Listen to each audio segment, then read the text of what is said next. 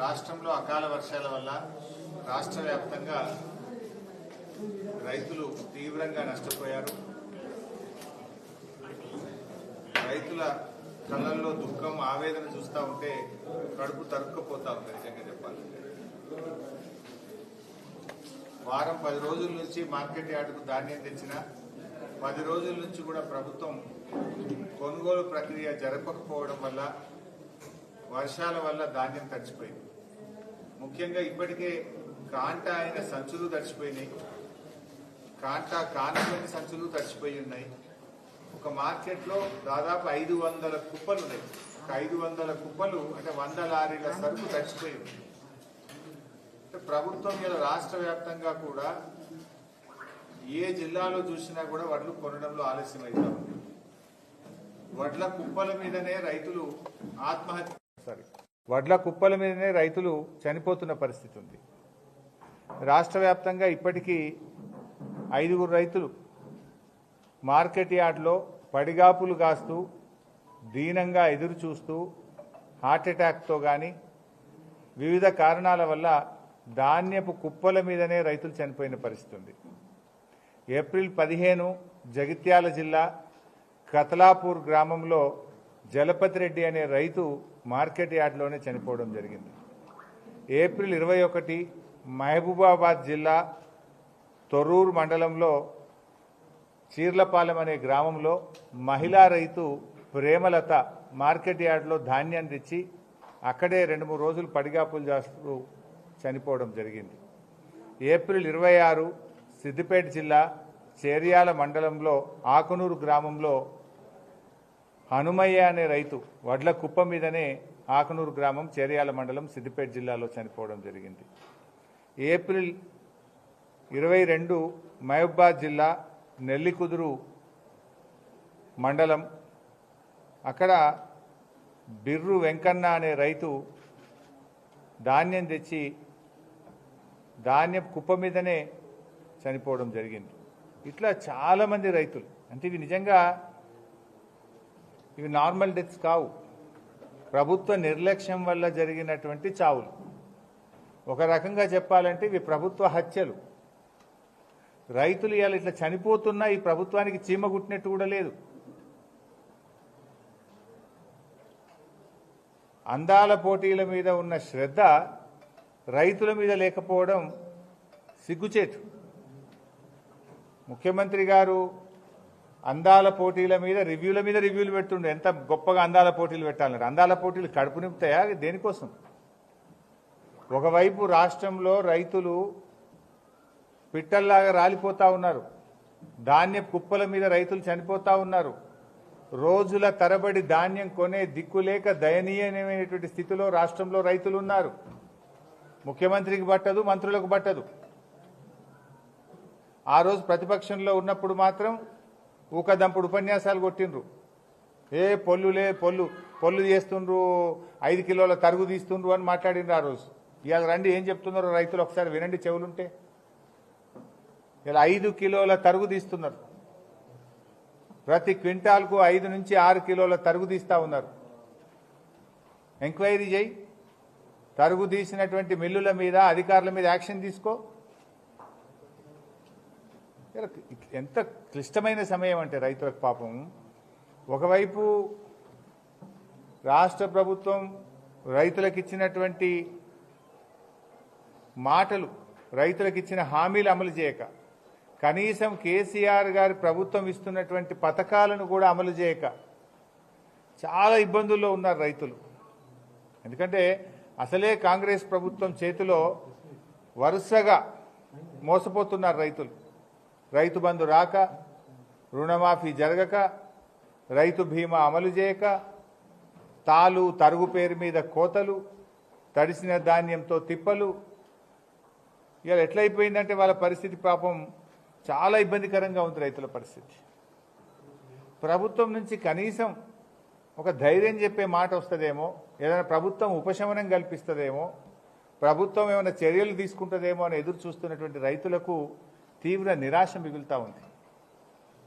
ఏదన్నా ప్రకృతి వైపరీత్యం జరిగితే ముఖ్యమంత్రో, రెవెన్యూ మంత్రో, వ్యవసాయ మంత్రో స్పందిస్తారు. ధైర్యంగా ఉండండి, మేము కొంటాం, తడిసిన వడ్లు కొంటాం, లేదా పంట పొలాలు ఎక్కడైతే నష్టం జరిగిందో ఇన్పుట్ సబ్సిడీ కింద 10 రోజుల కింద సాయం చేస్తాం, ఫ్రీగా విత్తనాలు ఇస్తాం, ఏదైనా ధైర్యం చెప్పాలి. ఈ ప్రభుత్వం కనీసం రైతులకు ఒక మాట ఆత్మవిశ్వాసం కల్పించలేకపోతా ఉంది, ధైర్యం కూడా చెప్పలేకపోతా ఉంది. అది ఏందో ఏమో ఆ రేవంత్ రెడ్డి గారు ఆ దేవుళ్ళ మీద ఒట్లు పెట్టి మాట తప్పినట్టున్నాడు. మరి అది అందుకో మరెందుకో నాకు తెలియదు, కానీ ప్రకృతి కూడా ఈరోజు రైతు మీద పగబట్టినట్టు అనిపిస్తూ ఉంది. ఈ పుణ్యాత్ముడు ఏడ కనబడితే ఏ ఊరికి పోతే ఆ దేవుని మీద ఒట్టు పెట్టి 15 ఆగస్టు కల్లా రుణమాఫీ చేస్తా అని మాట్లాడి మాట తప్పిండు. మరి ఆ దేవుళ్ళకి ఏమైనా కోపం వచ్చిందా, మరి ఆ ప్రకృతికి ఏమైనా కోపం వచ్చిందా, కారణం ఏందో తెలియదు. కానీ ఇవాళ ఈ రాష్ట్రంలో వరుసగా గత నెల రోజుల నుంచి వడగళ్ల వానతో, గాలి దుమారంతో, అకాల వర్షాలతో చాలా నష్టపోతున్నటువంటి పరిస్థితి ఉంది. ఆ ప్రకృతి కూడా పగబట్టినట్టు కనబడతా ఉంది, చాలా బాధగా ఉంది. ఇలా ఇందాక నేను మార్కెట్లో రైతుల మాటలు వింటుంటే గుండె తరుక్కపోతున్నటువంటి పరిస్థితి ఉన్నది.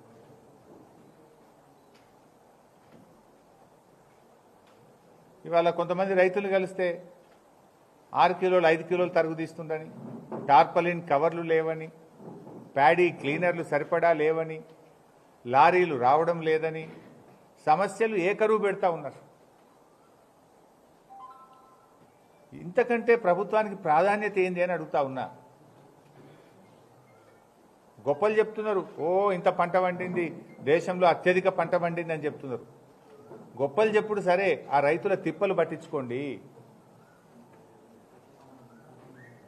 ఆ రైతులకు కేసీఆర్ వచ్చినాకనే 24 గంటల కరెంట్ వస్తే, రైతు బంద్ వస్తే, మిషన్ కాకతీయ వస్తే, రైతు బీమా వస్తే, ప్రాజెక్టులు కడితే, నీళ్లు వస్తే ఇవాళ ఇంత పంట పండింది. అదేదో మీ గొప్పలుగా చెప్పుకుంటున్నారు. సరే, గొప్పలు చెప్పుకున్నారు, అది రైతులకు తెలుసు. ఆ కృషి ఎవరిది, ఆ పంట వెనుక ఉన్న కష్టం ఎవరిదో రైతులకు తెలుసు. కనీసం పండిన పంట కొనే దిక్కు లేదు. నీళ్లు లేక రాష్ట్రంలో పంటలు ఎండిపోయినాయి. జనగామ జిల్లాలో, అటు ఖమ్మంలో, ఇటు నల్లగొండలో, ఇటు కరీంనగర్లో నీళ్ళు ఇయ్యక ఈ ప్రభుత్వం పంటలు ఎండగొట్టింది. సరి అయిన కరెంట్ ఇయ్యక మోటార్లు గాలిపోయి పంటలు ఎండగొట్టింది. ఆరుగాలం కష్టపడి పండించిన పంటను కొనే పరిస్థితులకు ఇట్లా కూడా రైతులు తిప్పలు పెడతా ఉన్నారు. ఎక్కడ మీరు నా రైతు బంధువు ఇవ్వకపోతివి, నీళ్లు చక్కగా ఇవ్వపోతివి, క్వాలిటీ కరెంట్ ఇయ్యక మోటార్లు గాలబెట్టి అట్లా తిప్పలు పెడతీవి, పండిన పంట కూడా కొనక ఇట్లా తిప్పలు పెట్టబడుతుంది. ఏంది తిప్పలేంది రైతులకు నీ ప్రభుత్వంలో? ఒక్కటన్నా నువ్వు చేసినావా? రుణమాఫీ అంటివి, చారణమందం అయింది గంతే రుణమాఫీ. ఇలా ఊళ్ళల్లో ఫ్లెక్సీలు పెట్టుండ్రు, రుణమాఫీ అయినా రైతుల ఫ్లెక్సీలు పెడుతుండ్రు, కానోళ్ళు కూడా పెట్టుండ్రు. మరి 2 పెట్టుండ్రి. దాదాపు 40-50 కోట్లు ఖర్చు పెట్టి ఫ్లెక్సీలు పెట్టి నీ బొమ్మలు వేసుకుంటున్నావు కదా రుణమాఫీ అయిందని.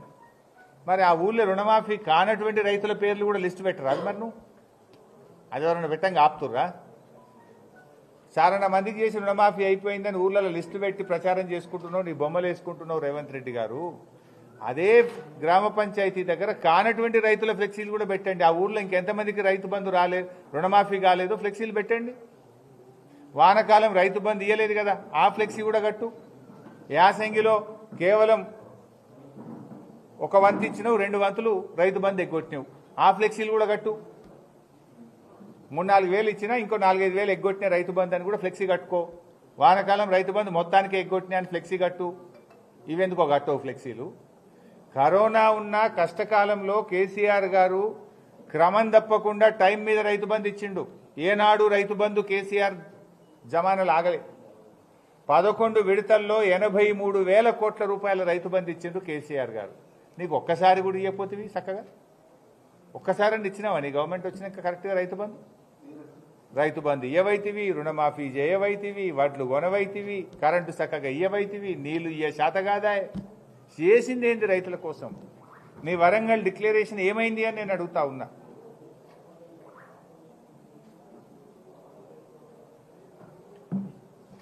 ముఖ్యమంత్రి గారికి అంత బిజీ ఉన్నారా మీరు? అయితే ఢిల్లీ పోతున్నావు, లేకపోతే అందాల పోటీల మీద రివ్యూ పెడుతున్నావు.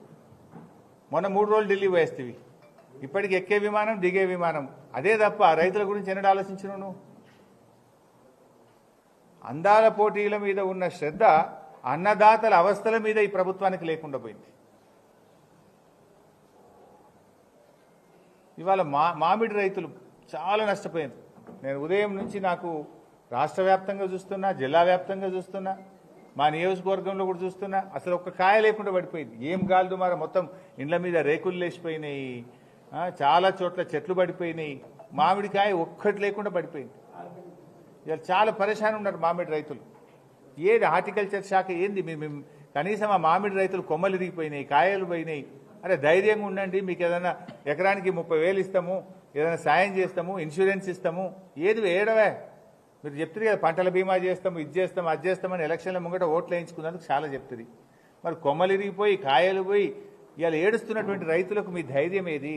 మీ సాయం ఏది? ప్రభుత్వం మాట ఏది అని నేను అడుగుతా ఉన్నా. ఇలా పత్తి రైతులను కూడా ముంచేసిండ్రు. మొన్న పత్తి రైతుల్లో 20% మంది పత్తి రైతులకు మాత్రమే ఎంఎస్పీ వచ్చింది.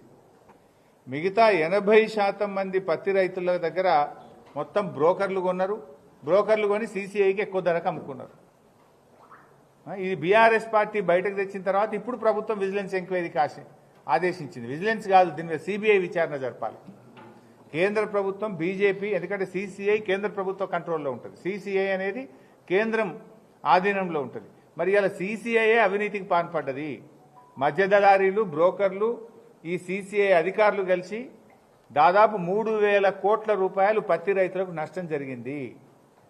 ఈ పత్తి రైతులకు జరిగిన నష్టాన్ని పూరించాలి అంటే దీని మీద సిబిఐ విచారణ జరిపి రైతులకు రావాల్సిన డబ్బులు రైతులకు ఇప్పించాలని కూడా బీఆర్ఎస్ పార్టీ డిమాండ్ చేస్తూ ఉంది. ఇప్పటికైనా మేము ప్రభుత్వాన్ని కోరేది ఒక్కటే, కళ్ళు తెరవండి. ముఖ్యమంత్రి గారు అందాల పోటీ మీద చేసిన రివ్యూలు చాలు, రైతుల గురించి ఈ ధాన్యం కొనుగోలు మీద రివ్యూ చేయండి. ఇంకా 3 రోజులు వర్షాలు ఉన్నాయని వాతావరణ శాఖ హెచ్చరిస్తూ ఉంది. మార్కెట్ యార్డ్లలో, ఊర్లలో కుప్పలు వడ్లు అట్లే ఉన్నాయి. సో తడిసిన ధాన్యాన్ని వెంటనే మిల్లులకు పంపించి బాయిల్డ్ రైస్కు ఉపయోగించి రైతుల దగ్గర వడ్లు కొనుగోలు చేయాలని డిమాండ్ చేస్తూ ఉన్నాం.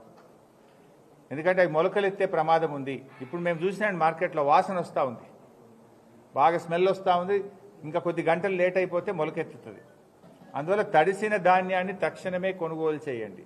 అది గన్నీ బ్యాగుల్లో నింపిందైనా, కాంటా అయిందన్నా, కాంటా కాకపోయినా, కుప్పల రూపంలో ఉన్నా సరే ఎక్కడికక్కడ కలెక్టర్లను, జాయింట్ కలెక్టర్లను, డిఎం సివిల్ సప్లైస్ను, మార్కెటింగ్ శాఖ అధికారులను ఆదేశించి వాళ్ళను మార్కెట్ యార్డులలో కూర్చోబెట్టి ఈ తడిసిన ధాన్యాన్ని వెంటనే మిల్లులకు లిఫ్ట్ చేయాలని డిమాండ్ చేస్తూ ఉన్నాం.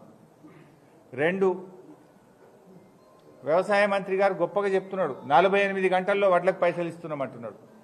ఏ ఊరికన్నా వస్తారా మన నియోజకవర్గంలో?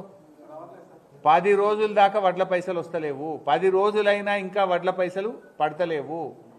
అమ్ముకోవడానికి పడిగాపులే, అమ్మిన ధాన్యానికి డబ్బుల కోసం కూడా పడిగాపులు గాయాల్సి వస్తుంది. 10 రోజులైనా వడ్ల పైసలు వస్తలేవు. మీరు మాటలు హైదరాబాద్లో కూర్చొని 48 గంటల్లో ఇస్తున్నాం, 2 రోజులు ఇస్తున్నాం అంటున్నారు. ఏ ఊర్లో కూడా 10 రోజుల్లోపు వడ్ల పైసలు వస్తలేవు. దాన్ని రివ్యూ చేయాలని డిమాండ్ చేస్తున్నాం. డబ్బులు వెంటనే రైతులకు ఇవ్వాలని చెప్పి నేను కోరుతా ఉన్నాను. ఎందుకంటే రాష్ట్రంలో 24 లక్షల మెట్రిక్ టన్నుల వడ్లు కొన్నారు. దాటి విలువ బోనసు ప్లస్ వడ్ల విలువ కలిపితే 6,200 కోట్లు. 6,200 కోట్లకు మీరు ఇచ్చింది ఎంత? 3,000 కోట్లే ఇచ్చారు. సగం ఇచ్చింది, ఇంకా సగం పైసలు ఇవ్వాలి. కొన్నదే తక్కువ. ఆ కొన్న వడ్లకు కూడా ఇవాళ డబ్బులకు ఇవ్వనటువంటి పరిస్థితి. నంబర్ 2, బోనస్ అని గొప్పగా చెప్పిండ్రు. అన్ని పంటలకు బోనస్ అన్నారు, అదే ఎగబెట్టిండ్రు. వడ్లకు బోనస్ అన్నారు, అది ఎగబెట్టి సన్నాలకు మాత్రమే కొంటామన్నారు. ఇవాళ ఆ సన్నాలకు కూడా రాష్ట్రంలో ₹1 కూడా యాసంగి వడ్లకు బోనస్ ఇవ్వలేదు. 512 కోట్ల రూపాయల బోనస్ పెండింగ్లో ఉంది. తక్షణమే బోనస్ డబ్బులు విడుదల చేయాలి, రైతుల ఖాతాల్లో వేయాలని చెప్పి డిమాండ్ చేస్తూ ఉన్నాం. 3వది రైతు బీమా. కేసీఆర్ ఉండగా రైతులకు బీమా కట్టేది. మీరు వచ్చినాక అది కూడా ఇబ్బంది పెట్టిండ్రు. ఇప్పుడు 2వ కిస్తీ కట్టలే, ఫిబ్రవరిలో కట్టాల్సిన రైతు బీమా ఇప్పటిదాకా కట్టకపోవడం వల్ల ఫిబ్రవరి, మార్చ్, ఏప్రిల్ ఈ 3 నెలల్లో చనిపోయిన రైతులకు ఒక్క పైసా కూడా ఇప్పటిదాకా రావట్లేదు. కేసీఆర్ గారు ఉండగా రైతు బంద్ ఆగలే, రైతు బీమా ఆగలే. కానీ వీళ్ళు వచ్చినాక రైతు బంద్ ఆగింది, రైతు బీమాకు కూడా డబ్బులు కట్టలేదు. తక్షణమే రైతు బీమా 2వ ఇన్స్టాల్మెంట్ కట్టాలని, ఆ చనిపోయిన రైతు కుటుంబాలకు 5 లక్షల ఎక్స్గ్రేషియా చెల్లించాలని చెప్పి కూడా డిమాండ్ చేస్తూ ఉన్నాం. అదేవిధంగా తరుగు రాష్ట్ర వ్యాప్తంగా అన్ని చోట్ల కూడా 5 నుంచి 8 కిలోల తరుగు పెడతా ఉన్నారు. ముఖ్యమంత్రి గారు తరుగు మీద నువ్వు ఆనాడు జానెడ్ ఎగిరిపడ్డావు. తక్షణమే అధికారులను ఆదేశించు, తరుగు లేకుండా రైతులకు న్యాయం చేయాలి, ధాన్యం కొనాలని చెప్పి డిమాండ్ చేస్తూ ఉన్నాం. ఇక రైతు బంధు, నువ్వు రైతు బంధు ఇస్తా అని అసెంబ్లీలోనే మాటిచ్చినావు. 31 మార్చిలోగా రైతులకు రైతు బంధు వేస్తా అని శాసనసభలో నిండు శాసనసభలో మాట ఇచ్చినావు ముఖ్యమంత్రి గారు. 31 మార్చి అయిపోయి, ఏప్రిల్ అయిపోయింది, మే నెల నడుస్తుంది. పంట నార్లు పోసేటప్పుడు ఇవ్వాలి, కానీ కోతలైపోయినా నీ రైతు బంధు వల్లే ఇంకా. సో తక్షణమే రైతు బంధు నిధులు విడుదల చేయాలని చెప్పి కూడా నేను ఈరోజు ముఖ్యమంత్రి గారిని, ఈ రాష్ట్ర ప్రభుత్వాన్ని డిమాండ్ చేస్తా ఉన్నా. ఇక రుణమాఫీ అందరికీ చేస్తా అని హామీ ఇచ్చినావు. దేవుళ్ళ మీద, చర్చి మీద, దర్గా మీద ఒట్టు పెట్టినావు. నీ బుద్ధున్న ఊరికి పో. మేము చెప్పేది తప్పైతే, నమ్మకపోతే నీ ఇష్టమున్న ఊరికి పో. ఏ ఊళ్ళో రుణమాఫీ అయిందేమో అడుగు రైతుల్ని. అయింది తక్కువ, కాంది ఎక్కువ. దేవుడి మీద ప్రేమ ఉంటే నీకు, దేవుడి మీద నమ్మకం ఉంటే, చర్చి మీద నమ్మకం ఉంటే, నువ్వు ప్రమాణం చేసిన దర్గా మీద నీకు నమ్మకం ఉంటే, ఇచ్చిన మాట ప్రకారం, ఎన్నికల ముందు ప్రజలకిచ్చిన హామీ ప్రకారం రుణమాఫీ డబ్బులు మొత్తం విడుదల చేయాలని చెప్పి కూడా డిమాండ్ చేస్తూ ఉన్నాం. మార్కెట్ యార్డులలో టార్పలిన్ కవర్లు లేక, ప్యాడీ క్లీనర్లు లేక రైతులు ఇబ్బంది పడుతున్నారు. అవసరమైన మేరకు, ఇప్పుడు 4 అవసరం ఉంటే ఒకటి ఇచ్చుడు కాదు కదా, అక్కడ వచ్చే క్వాంటిటీని బట్టి, అక్కడ ఉండే అవసరాన్ని బట్టి టార్పలిన్ కవర్లైనా, ప్యాడీ క్లీనర్లు వెంటనే ఏర్పాటు చేయండి.